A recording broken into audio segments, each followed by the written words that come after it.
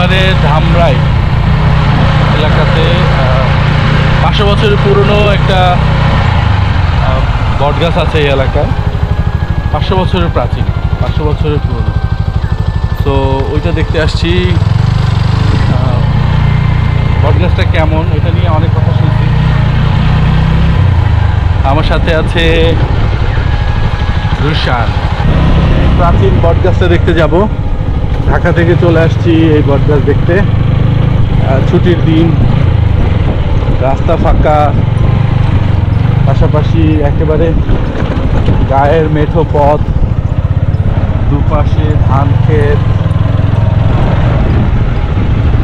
বুক ভরা অক্সিজেন নেওয়ার জন্য বেরিয়ে পড়েছি।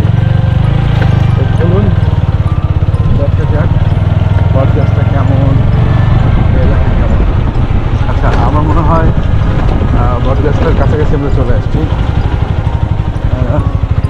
দেখা যাচ্ছে সামনে পুরো রাস্তাটা ব্লক করে ফেলছে বটগাছটার পাতায়। আমাদের এই রাস্তার ঠিক সামনে।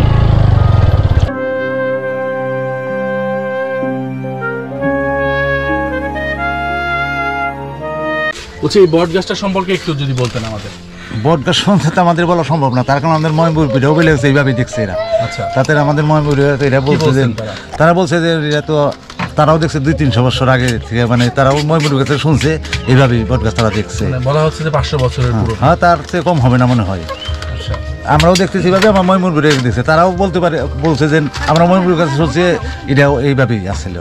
আচ্ছা আচ্ছা। মানে চতুর্দিকে এটা ই করতেছে, মানে বাড়তেছে, কিন্তু ওখানে ওই ঠিকই আছে, এক জায়গায় একভাবেই আছে, বড় হচ্ছে। তাছাড়া আমার আরও বলছে যে এখানে নাকি তারা দেখে নেই, তারাও শুনছে ওই বট গাছ আর পাকুর গাছ যে ঢাক ঢোল আইনে, মানে কাপড় টাপড় পরিয়ে, মানে অনেক লোক যখন এনে বিয়ে পড়েছিল।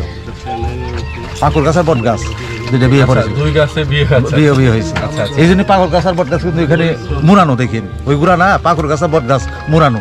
আচ্ছা, আর বট গাছের ডাল এইখানে যারাই কোনো ক্ষতি করছে তাদের অনেক ভালো হয় নাই, তারাও ক্ষতি হয়েছে, অনেক ক্ষতি হয়েছে।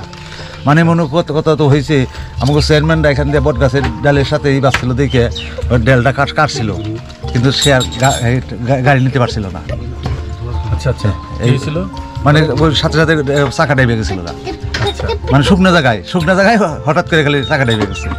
আচ্ছা, তার মানে এই বট গাছ সম্পর্কে যে মানে অনেক এরকম কিংবদন্তি আছে যে এটা ক্ষতি করলে মানুষের ক্ষতি হয়, মানে তার ক্ষতি হয়েছে, মানে আমাকেও দেখা হয়েছে, মানে মুরুব্বরা দিচ্ছে, আমরাও দেখছি, মানে বট গাছের ক্ষতি করলে তার ক্ষতি হয়েছে সাথে সাথে, তার মানে পরোক্ষভাবে।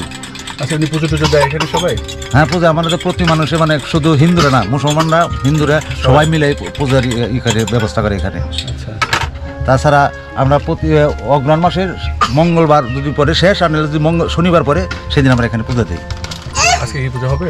না, আজকে পূজা হবে না, অগ্রহায়ণ মাসে।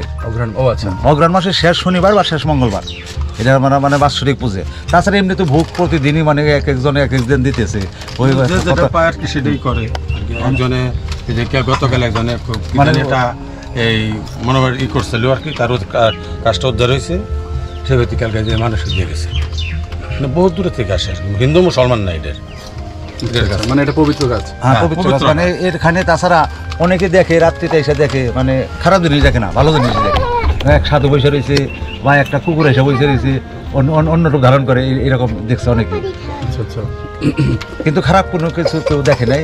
আর এই বট গাছের মানে যে যেটাই মানত করে, মানে মোটামুটি এটা তো বিশ্বাসের উপর বেশি, বিশ্বাস করে করলে তার মনোবাসনা পূর্ণ হয়।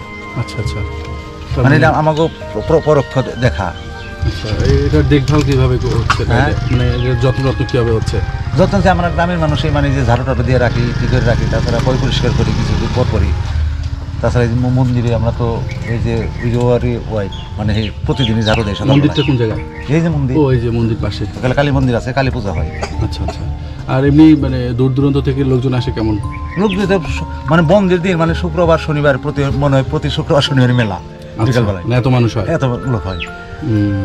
যেমন আমাদের বলছিল যে আপনারা এটাই করেন, এটা গেটের মতো মানে সরকার থেকে বলছিল, কিন্তু আমরা তাই করি নাই। কি কারণ এখানে একটাই হলো, সরকার নিয়ে যাবো জায়গাটা, মানে যদি কিনা এরিয়া করে দুটো বাথরুম দেন, মানে কয়েকটা ব্রিজ বানিয়ে দেন, তা আমরা করি নাই।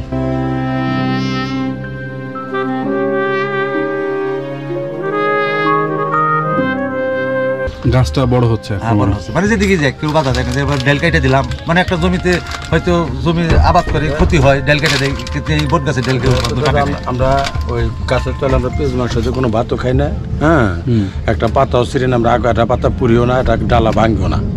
এটা যে দূর যাইবে সে দূর যাইবেই, কোনো বাধা বিক্রয় নাই। এটা হলো বিয়াবরানো গাছ, তো এটার মধ্যে খুব আমরা হিসাব করে চলি এই গাছটা।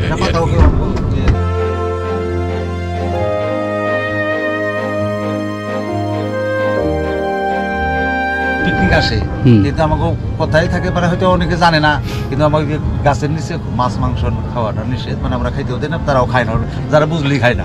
আচ্ছা, তারা ওই বাইরে হয়তো বাড়িতে আমরা অনুষ্ঠান করে দিই, জায়গা করে দিই, মানে আপনারা এটা একটা পবিত্র গাছ হিসেবে এটা যত দেখভাল করে। আমরা এটা এটা তাহলে আমরা মনে করেন যে দেখি গাছের তলে কোনো কেউ যদি পেশাব করে দিল, তারপরে একটু সমস্যা হয়, নিষেধ করেন। হ্যাঁ বলে দিই, তারপরে তো চমকাই যেন করে ফেলে তো কোনো ই পড়ে না। ঠিক আছে দাদা, থ্যাংক ইউ। আপনার নাম জানো কি? আমার নাম রবীন্দ্রনাথ দাস। রবীন্দ্রনাথ দাস। দাদা আপনার? আমার নাম সন্তোষ চন্দ্র রায়। ঠিক আছে, থ্যাংক ইউ। সাইডে